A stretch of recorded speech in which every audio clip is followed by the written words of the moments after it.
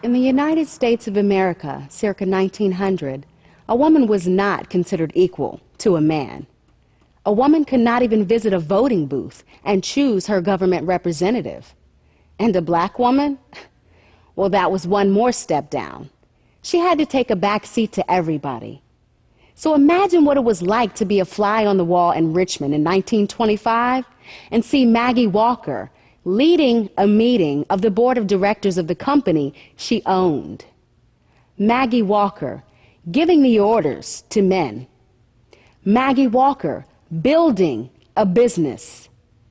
Maggie Walker creating a legacy of success that would last 100 years and more. Maggie Walker took the stereotype of a black woman in the early 20th century and laid it to waste. Maggie Walker's accomplishments were not just worthy for women or African Americans, but her achievement set the standard for all Americans.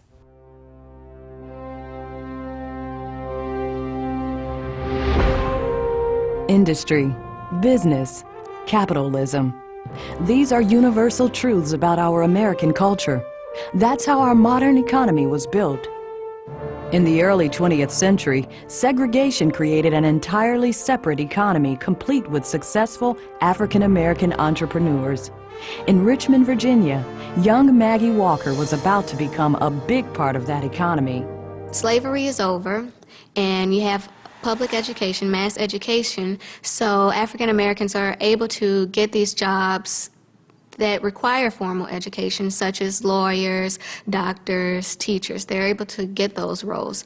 And once they get those roles, then the classes start to vary more, and then you have the emergence of this elite African American class. Maggie Walker was one of the first women in the United States and the first African American woman to create a bank. Even more impressive is that the bank she started in the 20th century is still running strong in the 21st century. This Richmond woman was born into poverty, but valued education, her faith, and hard work above anything else. She used those qualities to gain her financial independence and elite status, which helped her open doors for others. The origin of Consolidated Bank and Trust Company was an African-American self-help organization called the Independent Order of St. Luke. It was started by a woman named Mary Prout in 1867 in Baltimore. And it was started as a secret society providing those benefits.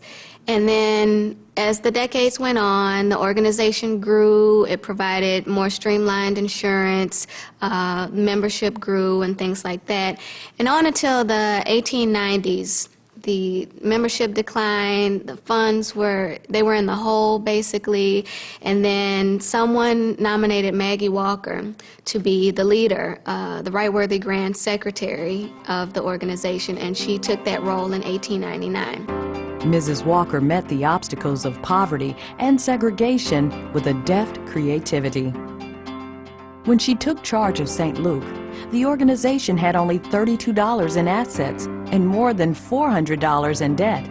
She worked with other St. Luke chapters to sell stock in the organization to raise money to buy a building. She founded the St. Luke Herald, which publicized the social struggles African Americans suffered under segregation. In 1903, she founded the St. Luke Penny Bank, leading the organization profitably and lifting her community. She also ensured the bank would last for generations by merging with another bank to become Consolidated Bank and Trust.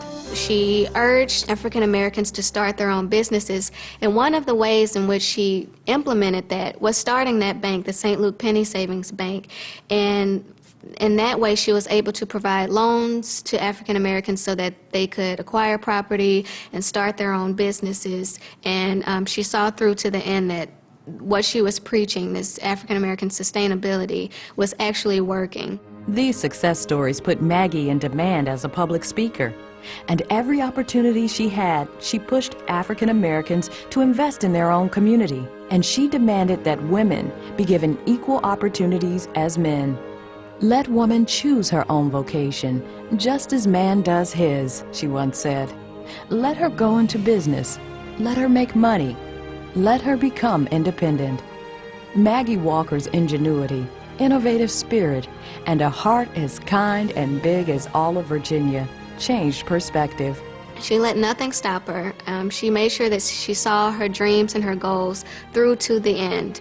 And because of that, because she had such determination, we still see some of those dreams and goals that she had around today. Not only could an African-American woman run an enduring business, a business could be built with the well-being of its community at heart.